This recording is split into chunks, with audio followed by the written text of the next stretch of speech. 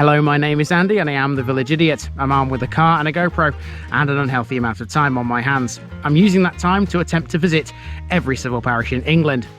You're watching the East Riding of Yorkshire series. Together with the unparished city of Hull, it forms the county of the same name. There's 172 parishes here. Which one are we in today?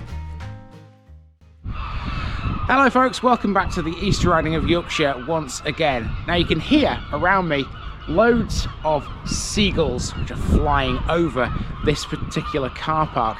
I tried to record this intro in this very car park yesterday, but it was virtually impossible because the place was heaving, and I'm not talking just with seagulls. There are people all over the place, and it's going to be the same again today. Thankfully, I have already recorded what I needed to. This place gets really busy in the summertime, and I'll show you exactly how busy as we take a mammoth walk around the parish of Bridlington.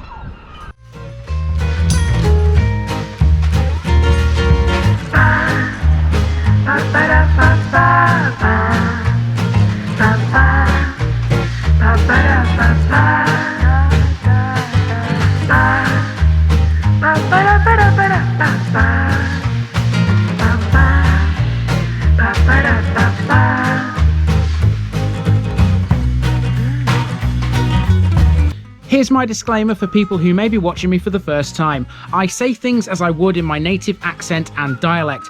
As a result, I may not pronounce things in the same way as the locals do. Remember, I'm a visitor. It's impossible to know everything. Leave me a comment, spin me a like, and bash that subscribe button. Let's get to today's parish video.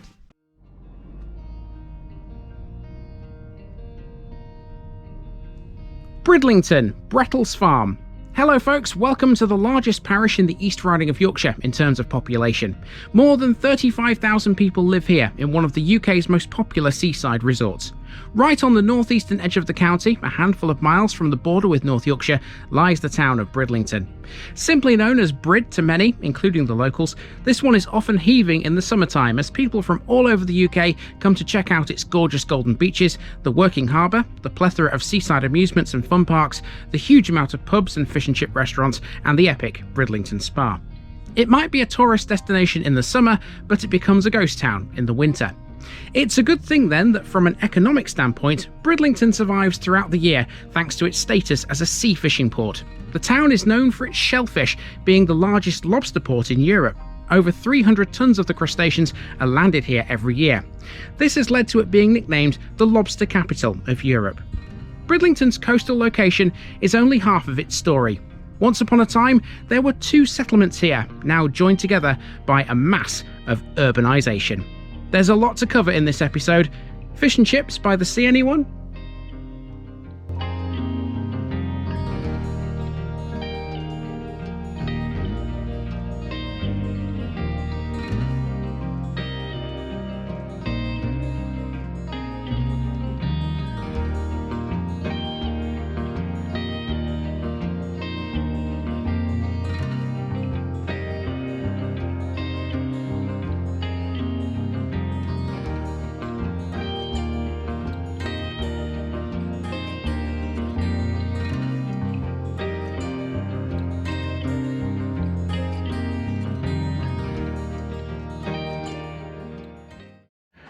Now for this episode, people, I've actually had a bit of help, and the reason for that is because of this man right here. This is Nicky's stepdad, Dennis, who is a Bridlington native, aren't you? I am. And you've got a few stories and a few tales to tell us, haven't you? And quite a few I can't tell you either. Do you promise? Well, I could do, but you switch the camera off. Do you promise not to swear in this episode? I'll try. We'll soon see if he does. Dennis will be popping in from time to time throughout this episode to regale us with a few tales and stories of old Bridlington town. Now, before we go into Bridlington itself, the parish boundaries include three little villages. They are Bessingby, Marton and Sewerby. We're going to clear those out of the way first so that we can then concentrate on the main town. This is Bessingby. Let's go.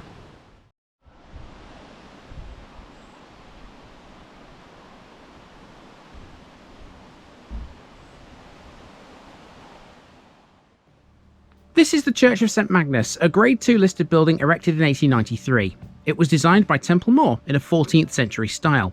It replaced a former brick building that dated from 1767. It has a crenellated tower with a short steeple that sits centrally between its nave and chancel. Most of its detailing is in the decorated Gothic style, and it includes some stained glass by Charles E. McKemp, dating from around 1900. Inside there's a cup dating from 1570 and some tablet monuments to members of the Hudson family. This church is by far Bessingby's standout feature. With a population of just over 100, Bessingby is a drop in the ocean when compared to the 35,000 plus that live in Bridlington. The village appears to have once been the site of both prehistoric and Roman occupation. Fragments of Neolithic axes have been discovered here, and crop marks at Bessingby High Field indicate the presence of ancient trackways, ditch boundaries and enclosures. Fields and farms are still very much part of this village. These are the ones at the end of Church Lane. At one time, Bessingby had a watermill sited on the Gypsy Race. It last appeared in records in 1418. Housing-wise, there's only a few. Bessingby is a small estate village whose principal property is the Grade 2 listed Sewerby Hall, built by Thomas Cundy in 1807. Further listed buildings here include its attached keeper's cottage and a pigeon cote, both 17th century. The hall was the Hudson family seat. Among their number was Sir James Hudson, a private secretary under William IV in the mid-1800s. Later, the hall and estate were owned by Justice of the Peace George Wright, who left funds in his will for the construction of St Magnus's Church. The hall is now Oak Tree Lodge Care Home. Perhaps the most famous Bessingby resident was William Scoresby. He was an Arctic explorer and scientist and once the curate of the church. He eventually left in 1826 to become chaplain of the Mariners' Church, a floating ministry in Liverpool. With not much more to this village, let's move on to Marton, on the other side of Bridlington.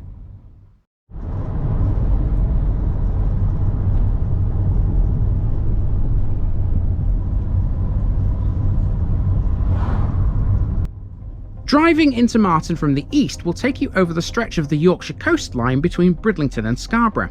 Near that crossing used to be the site of Flamborough railway station, even though that village is several miles away. There were several other stations across the UK called Marton, so in 1884 the North Eastern Railway renamed it after Flamborough to avoid confusion with others. It was opened in 1847 and closed to passengers in 1964. Just beyond the line is a pub. This is the Martonian Inn, which does a roaring trade during the summertime, catering for hundreds of visitors who descend on the Bridlington area for caravan holidays. As a pub, of course, it serves alcohol, but Marton has something else that's related to beer. Literally just over the road is Munton's, which is a huge brewery. This is the company's second maltings. Its main HQ is in Stowmarket, Suffolk. Munton's are a malt and malted ingredient manufacturer who've just celebrated a centenary in business. Founded in Bedford in 1921 as Baker Munton, they broke away from a family business which had been trading malt and grain since the 1800s. Baker Munton aimed to meet the needs for malt extract, a key ingredient found not just in beer, but also in things like whiskey, bread, confectionery and cakes. Now a well-established name in the malt industry, they supply their products to some of the world's most loved food and drink brands. Rounding off this village, just a few short metres away on the road to Flamborough, is Marton Manor. It's a farm shop, gallery, tea room and a collection of holiday accommodation, because Bridlington needs plenty of that of course. The farm shop and tea room pride themselves with food that's sourced locally, straight from the producer, the very best that Yorkshire can offer. A lot of people come to Marton just for this. Others prefer Sewerby, and there's a pretty good reason to. Let's go and see why.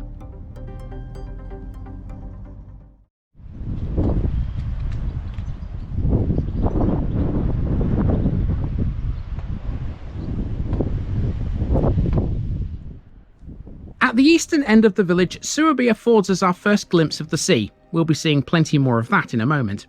Our first landmark though is Bondville, the last remaining model village in Yorkshire. It encapsulates pretty much everything we regularly see on TVI in miniature form. It occupies a 1-acre garden, features more than 800 model tenants and 200 buildings, including a castle, a harbour, a pub and even a cricket club. Bondville really is a unique family attraction.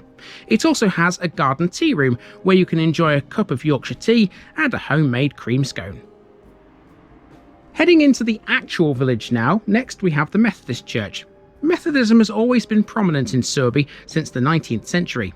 The Wesleyans had a brick chapel in around 1872, itself replacing an earlier structure built in 1826. The current church has undergone several renovations recently to accommodate an ever-growing congregation. Now, Main Street is your typical East Riding setup, terraced houses on either side with a back lane that runs parallel to it. Lots of holiday accommodation can be found in Sewerby.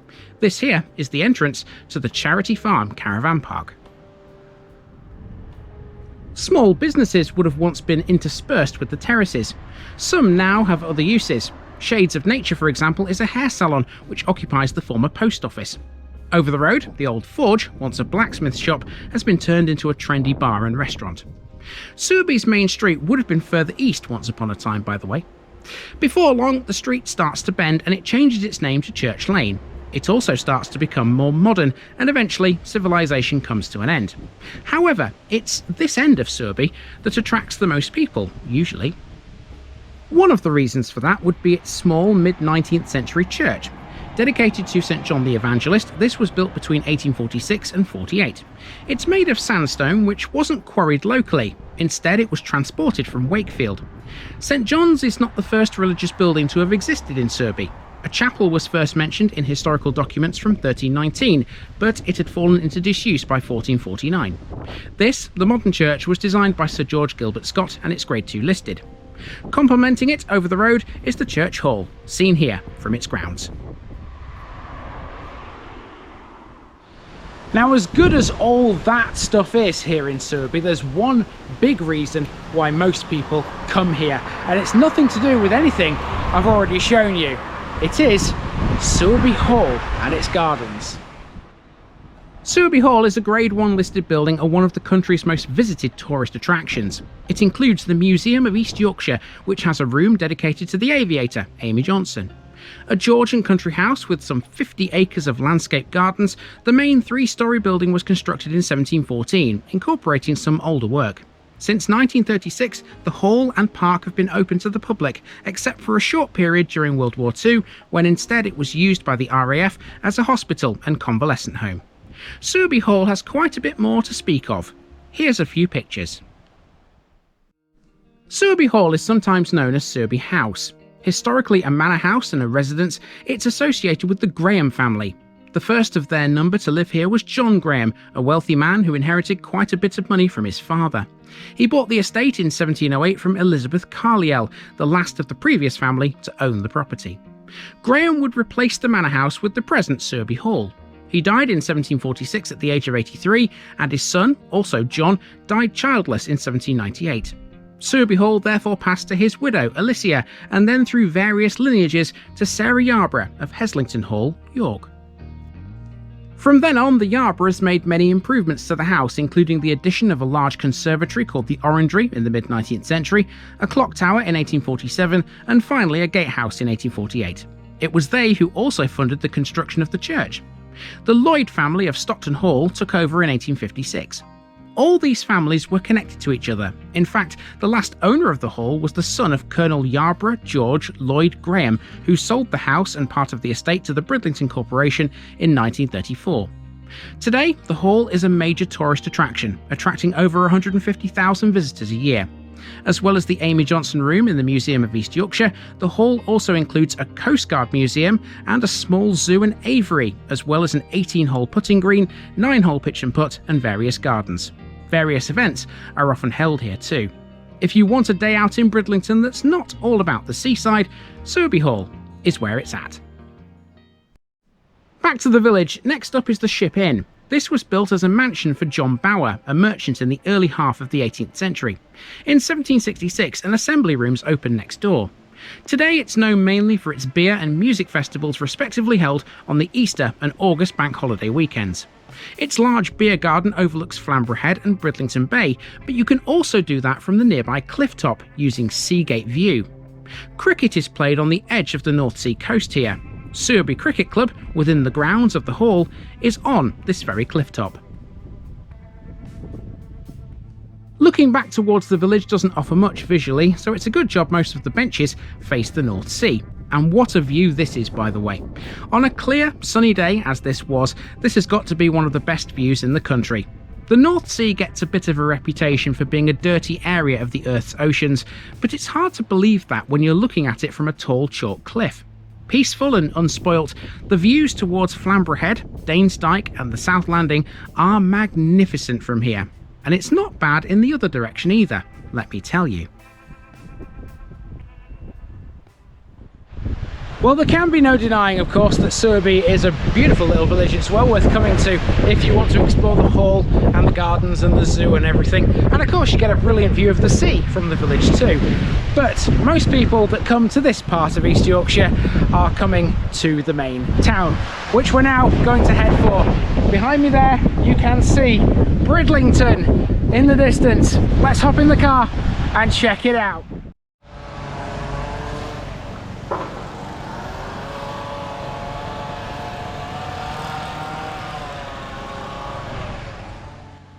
We start at the Priory Church of St Mary, which is reminiscent of a small cathedral. This stands on the site of the Augustinian Bridlington Priory, founded in around 1113 by Walter de Gant. It was one of the earliest Augustinian houses in England, with an adjoining convent. When complete, the building was over 400 feet long. It was dissolved in 1538, and for 300 years thereafter, its nave was used as the parish church. In 1874, Sir George Gilbert Scott refurbished it, turning it into the church that we see here today. The area around the Priory Church is known as the Bolt. There's a huge green and several very old properties in this, the most ancient part of the town. While some of these are impressive buildings dating back centuries, one stands head and shoulders above the rest, the 14th century Bayle Gate. It's all that remains of the Priory's former fortifications. It was used as the entrance to the grounds. Both this and the church are Grade 1 listed buildings. It's still in use today for meetings of the Feoffees, an organisation set up in 1636 to purchase Bridlington Manor.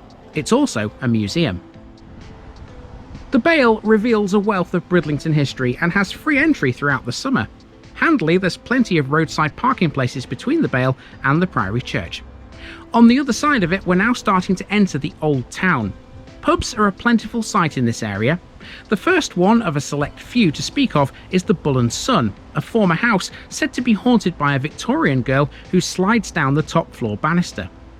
On the nearby green is a fountain named the John Sawdon Monument. Sawdon lived from 1861 until 1910 and was once the mayor of Bridlington. The Old Town is exactly what it sounds like. The modern town centre is much closer to the sea, but originally it was here. What we know today as one huge town began life as two settlements, the Old Town and the Quay, with around a mile between them. Both still exist, but as they expanded outwards, they eventually met each other in the middle. The Old Town was always the much larger of the two. This was where all the business and trade would have taken place, whilst the Quay was used for sea fishing. That setup still remains today, except now the Quay has also become a seaside resort. Now I have spent time in pubs and things like that, because I worked for Clifford Watts, and Clifford Watts had the, I think it was Black Bull, we used to have the like Christmas doing there, and that's when we could never get near the table for the jockeys, because the jockeys used to get too many bloody legs.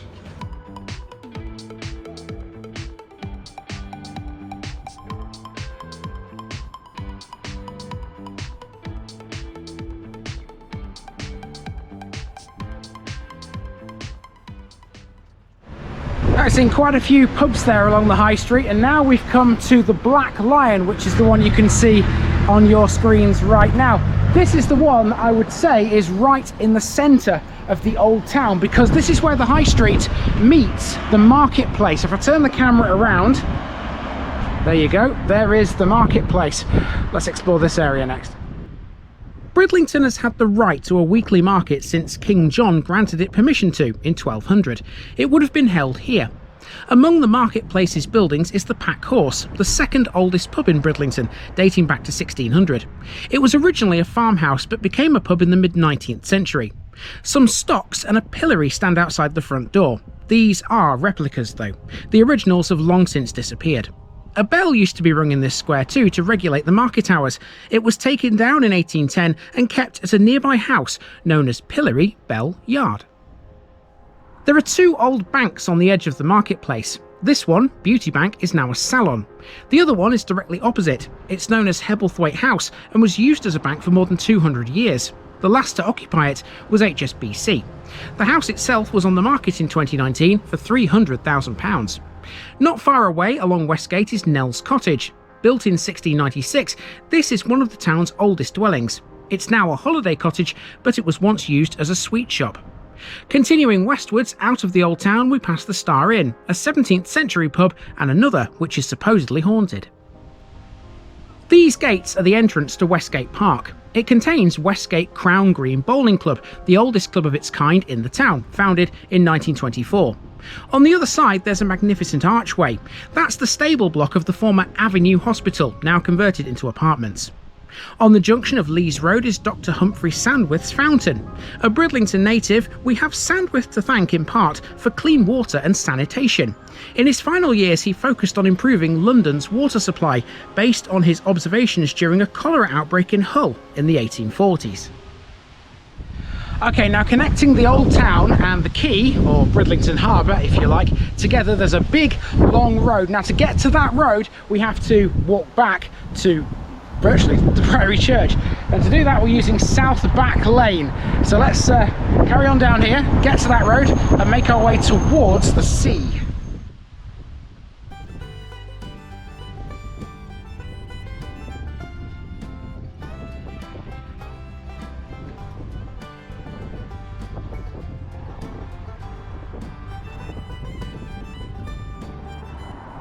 Linking the old town to the quay is St John Street. As Bridlington expanded to meet the quay, several facilities and amenities sprung up along this very road, including several chapels.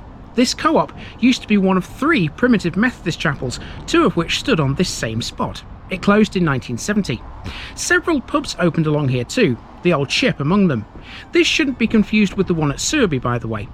Now these are just the tip of the iceberg. Virtually the whole way down the length of this road there's something of interest. It's a breathless mile or so, this. This building caught my attention next. It's currently occupied by Burlington Home Care, but the shape and style of its architecture suggested to me that it was once an old chapel maybe. It wouldn't surprise me. Only one Methodist church remains in Bridlington, St John's, Burlington. Originally known as the New Wesleyan Chapel, this was built in 1884 and it was designed by Joseph Earnshaw. It was completed on the 2nd of July of that year. It's Grade 2 listed to boot, and its distinctive exterior is built in the Italianate style. It certainly puts the more modern looking Aldi store next door right in its place. These apartments used to be a girls' high school, opened in 1905 by Beelby Lawley, the 3rd Baron Wenlock. It had a boarding house and around 550 girls in the 1950s and 60s. In 1974 this merged with the town's grammar school to form Bridlington School, a comprehensive now located on the Bessingby Road. Next door there's a former Zion Chapel, which is now a Free Presbyterian church. As the street name changes to Quay Road, we pass the old Adelphi cinema, known today as Roxys. This has led a troubled life, and it's often closed because it's never been anywhere near the centre of town. What was Bridlington like in the winter? Very cold and very windy, and if you had a force 7 or force 9 gale, you could not walk down the promenade because it blew you backwards, and that is true. Was it a ghost town in the winter? Yeah. Well, it was, especially in the evening, because it was that bleak. That there was nowhere to go unless you went to cinema. I mean, fair enough, when cinema was on the go, the people going to the cinema and things like that. You had the bowling. I think there was bowling at Regal at one time. There was a casino above the Winter Gardens, and that was about it.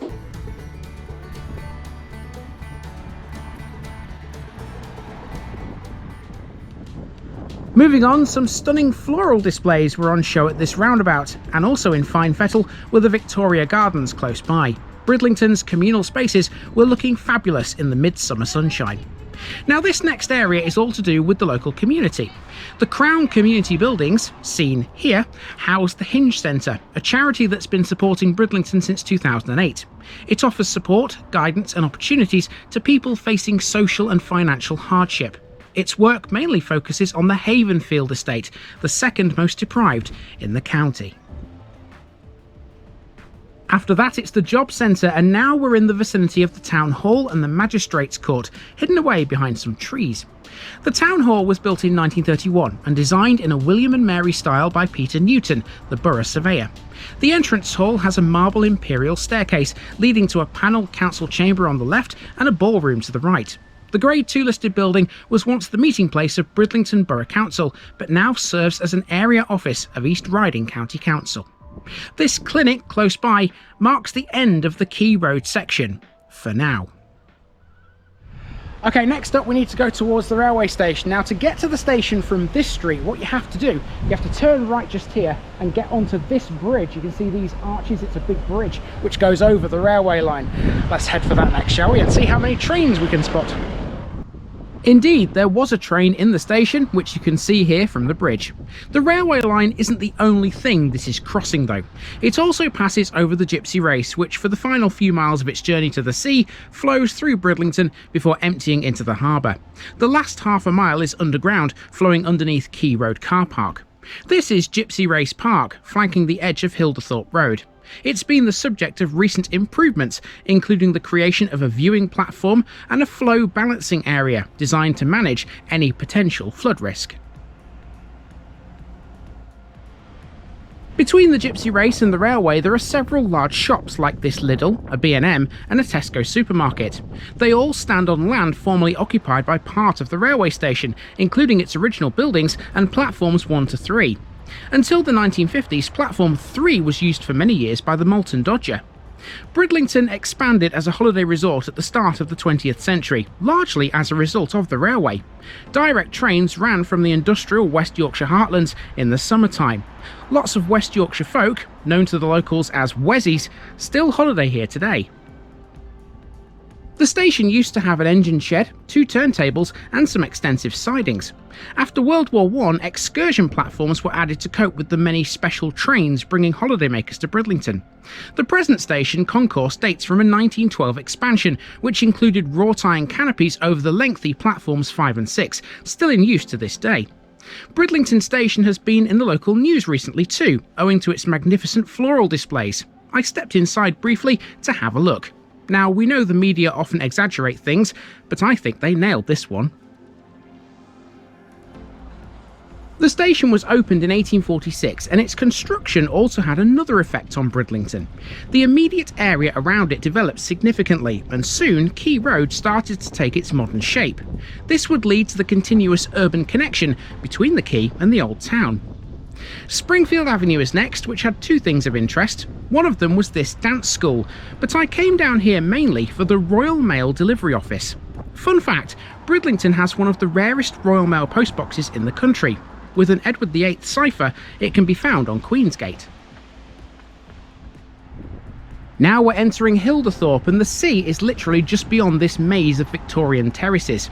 Generally, these define the modern-day Hilderthorpe, but in medieval times it was an actual village. Now deserted, its earthwork remains form part of Bridlington Golf Club to the south and west of this area. They survive in an excellent condition. Croft and House platforms are clearly visible, along with former street lines. Today, Hilderthorpe forms part of Bridlington's South Beach area. It has plenty of B&Bs and guest houses, and parking is not an easy task. Restrictions are all over the place. As far as I know, the seafront and the beach area is classed as foreshores, which comes under the council control. I miss the old Bridlington, but I don't think I could live in the new Bridlington. You know. So, did you have a favourite spot in Brid? Bed.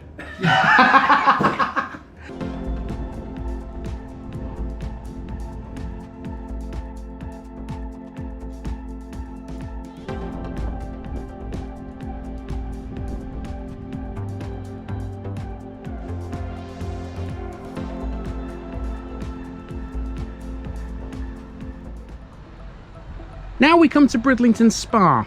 Extensively refurbished between 2006 and 2008 and further updated with a new branding in 2016, this is the town's premier entertainment venue.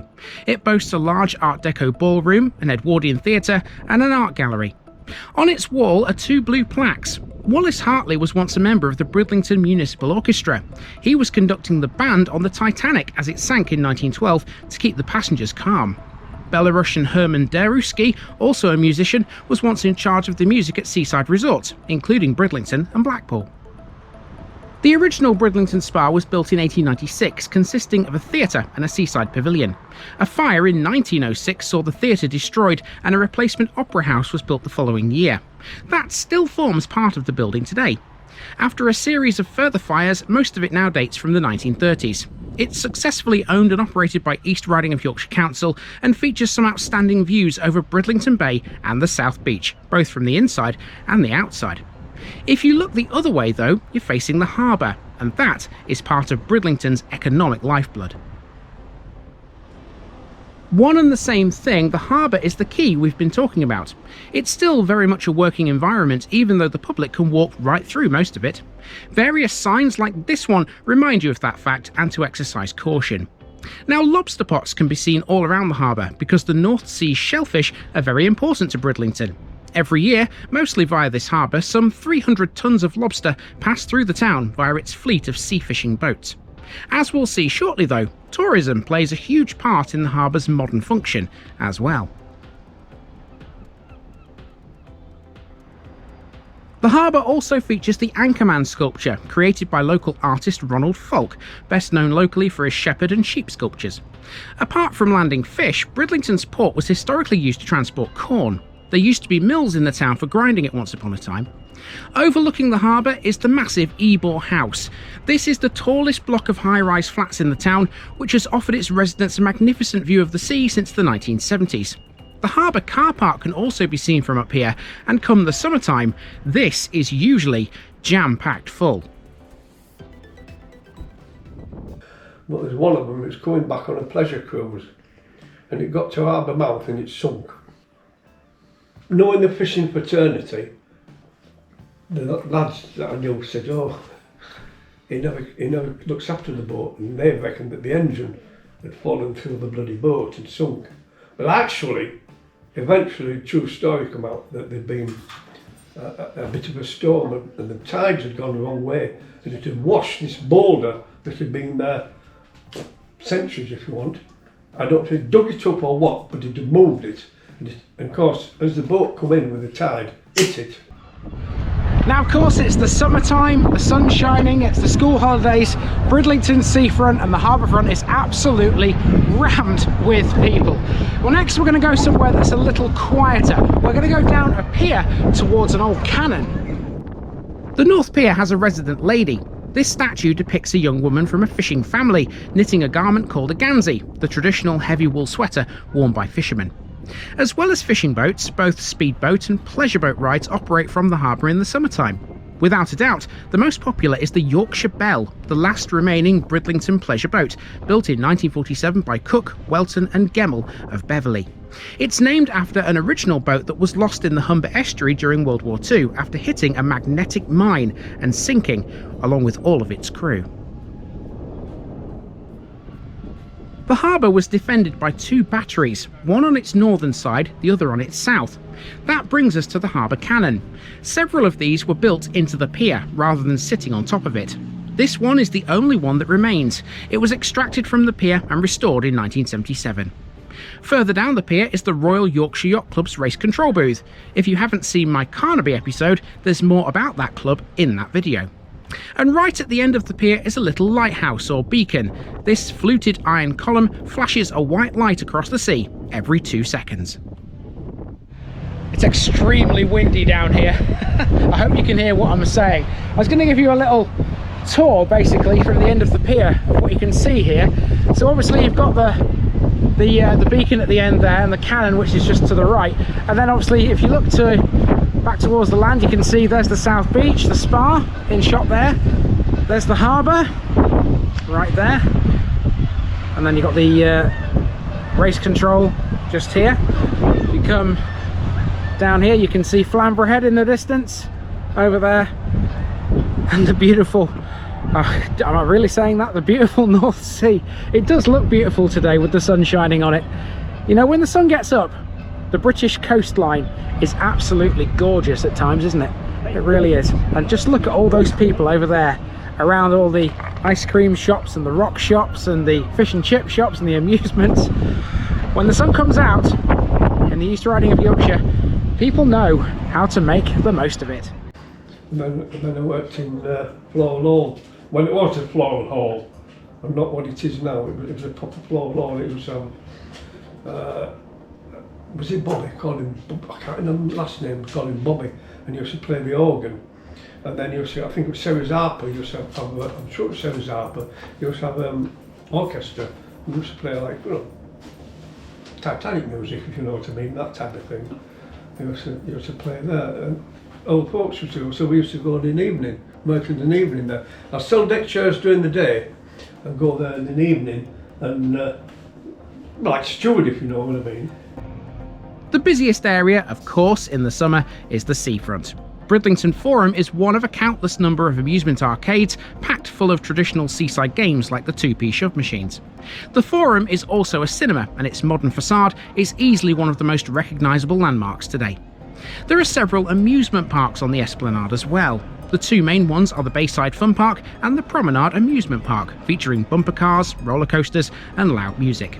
The usual seaside favourites like rock, fish and chips and ice cream are readily available everywhere. Next we have the Leisure Centre. This originally opened on the seafront in the 1980s but was recently demolished and rebuilt because the building was beyond economic repair.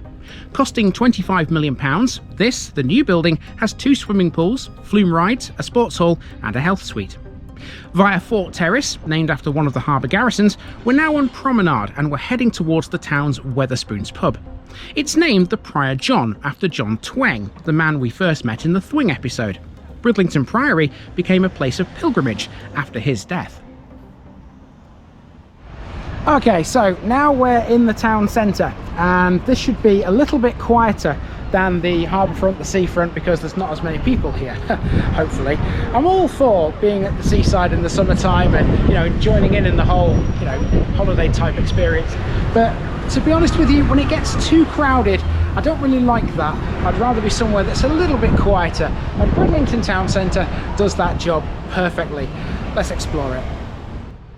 If the modern town centre has a downside, it would likely be its striking similarity to most others around the country. So for that reason, I've tried to show you some of the things that are unique to Bridlington, otherwise we might as well be in central London. There are several pubs in the town. At the end of Promenade is the New Inn, a traditional local that's known for its food. Its largest attraction is its karaoke, which they offer 4 days a week. A few pubs do that in Brid, a fact I know all too well. I was subjected to some questionable singing heard from my hotel room after this very walk. This is Alan's Restaurant and Takeaway. It's legendary for its fish and chips, but it's also well known for a poster on its wall of a sports car. That's a nod to the annual Porsches on the Prom festival. Next is the Harbour Tavern. This is often featured on vintage postcards, along with the rest of Queen Street. Both it and the Stirling Castle are often frequented by holidaymakers and day trippers. This is a more open plan pub and has some cracking views of the harbour from its top floor. If none of those take your fancy, you could always try Audrey's Fish and Chips on the other side of the square. Here's a place I know well, the Brunswick Hotel, literally yards away from the seafront. This has provided accommodation for me on 3 occasions during my time in the East Riding. It was established in the 1800s, which makes it one of the oldest hotels in town. It often has live entertainment too. The dead centre of town is a pedestrianised area, focused mainly on King Street. There are household names aplenty on this, Chapel Street, Rope Walk, and within the Promenade shopping centre near the bus station. Let's wander through this commercial district and we'll reconvene at the War Memorial. Did you have a favourite pub? Yeah, I used to go to Cabin Bar. That was the Fred Hotel, next door to Woolies. We used to go in there. And then the other one we used to go to was near the Spa. That's Captain's Tavern. The Captain's Table was a restaurant above it, and you went down into Captain's Tavern underneath, and that was more or less opposite Harbour Top.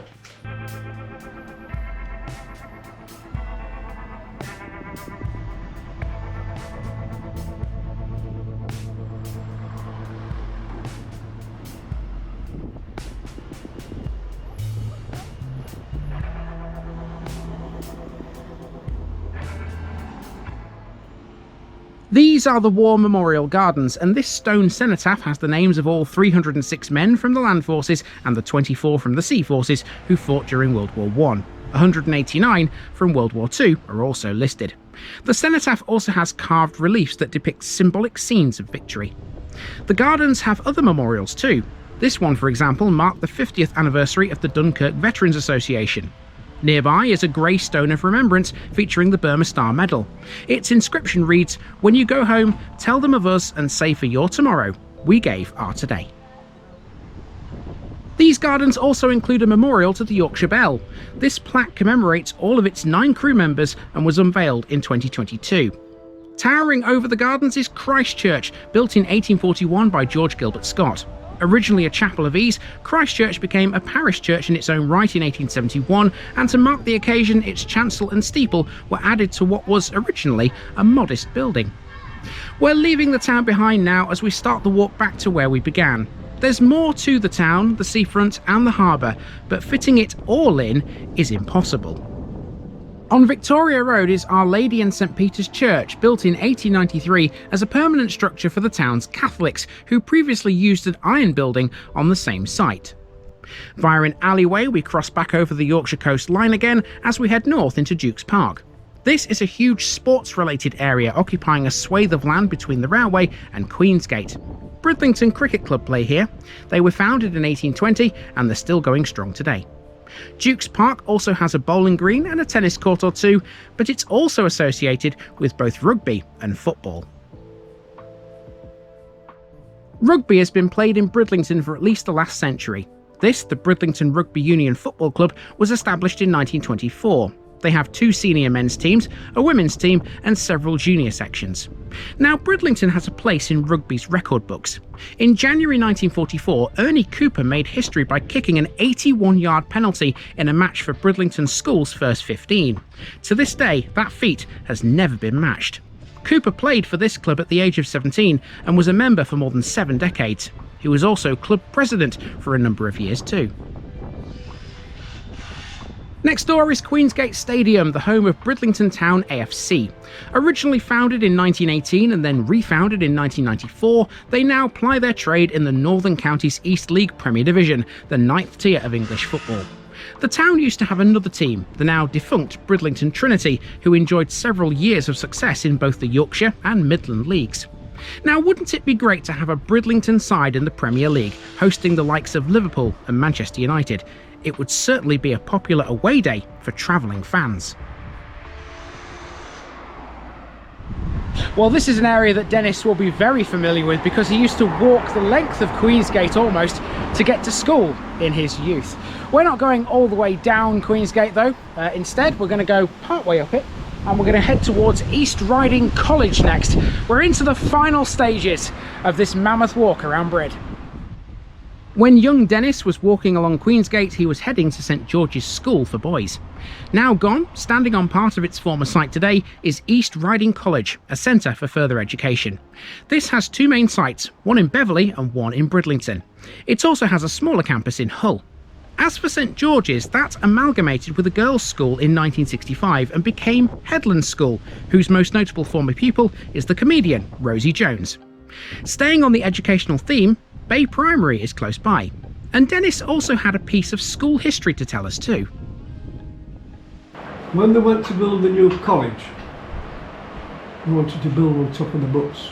They wouldn't let them, so they had to build a college in front of the butts, and as far as I know, the butts are still at the back of the college.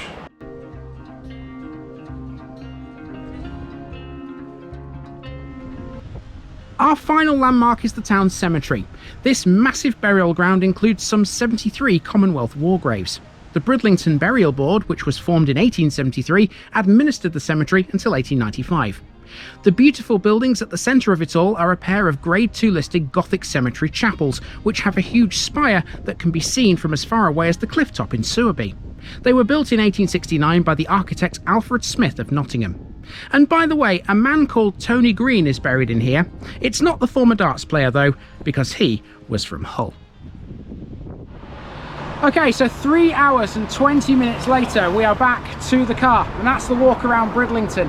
Now, I know full well that this walk won't have caught everything. In fact, I can think of one thing it definitely hasn't caught, and that's a secondary school, Headland School, which is on this road here. If you follow this road towards Sewerby, you'll see it on the left-hand side, and Bridlington's other school as well, which is more towards the west. Now, of course, no one's really caring much about schools or things like that in this area, are they? Because it's a seaside town. People are more interested in the beach and the harbour front and the seafront and the amusements and the cafes and the fish and chips and all that kind of stuff. It's what makes our coastal resorts in this country so great. Now, having said all that, I am going to add one final thing onto the end of this episode, and that's a drive around one of the many housing estates. There are too many to drive around them all, but the one I've chosen for a reason, because it's the one that's got Bridlington Hospital close by. Yes, indeed, there are many housing estates in Bridlington, and the town just keeps expanding. I felt though that by driving through West Hill it brings this video full circle. West Hill used to be part of the Bessingby estate. The council purchased 86 acres of it to rehouse almost 1,300 families. It was all designed by Clifford E. Culpin and welcomed its first tenants in 1949. It was originally known as the Bessingby Estate, but it was renamed West Hill in early 1950. At that time it had around 50 homes, all with a string of rules for new residents to follow, set down by the Bridlington Corporation. These included things like the front gardens, which had to have lawns bordered with flower beds, and no plant or flower was allowed to be higher than 9 inches. No fences were allowed, neither were gates or hedges, and garden gnomes were banned. These rules were later dropped. In late 1951, the West Hill estate won an award for the Best Urban Housing Scheme.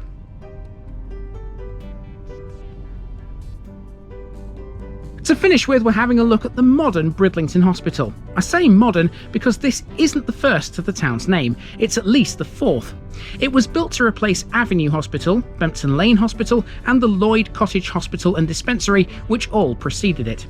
It opened to patients in March 1988, but it was officially declared operational by the Duchess of Gloucester in the following May 1989. It cost £16 million to build. The hospital has over 200 beds and provides care for a range of patients, including those with mental health needs. It also has a maternity wing and offers surgical, rehabilitation and outpatient services. A lot of those services were previously undertaken by Lloyd Hospital, which had been Bridlington's main go-to place since 1871. Unlike Avenue Hospital, Lloyd no longer stands. After it closed and all services were transferred to this new facility, it was demolished in 1994. And that will do us for Brid. Except that's not quite it. I just couldn't help myself and went out for another wander again later, after the crowds around the seafront had disappeared. This is the last time we'll see the North Sea in the East Riding series, and it could be a while before I'm back on the Yorkshire coast. So take in these final few shots of Bridlington in the late evening sunshine. You just can't beat the British seaside, can you?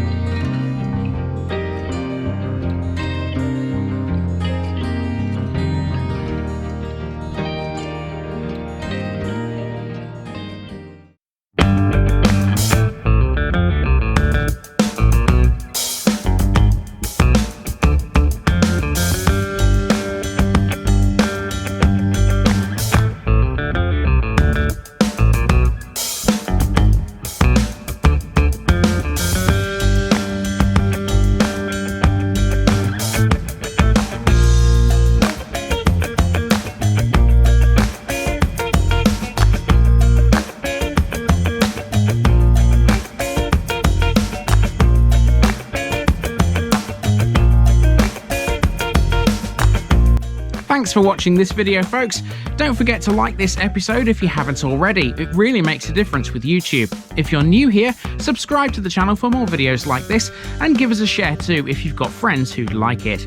You can find all the links to my social media accounts below, as well as my Buy Me a Coffee page where you can donate to the channel. Also, if you've enjoyed this episode, have a look at some more videos in this series. Until next time, I've been Andy, also known as the Village Idiot, and I'm out.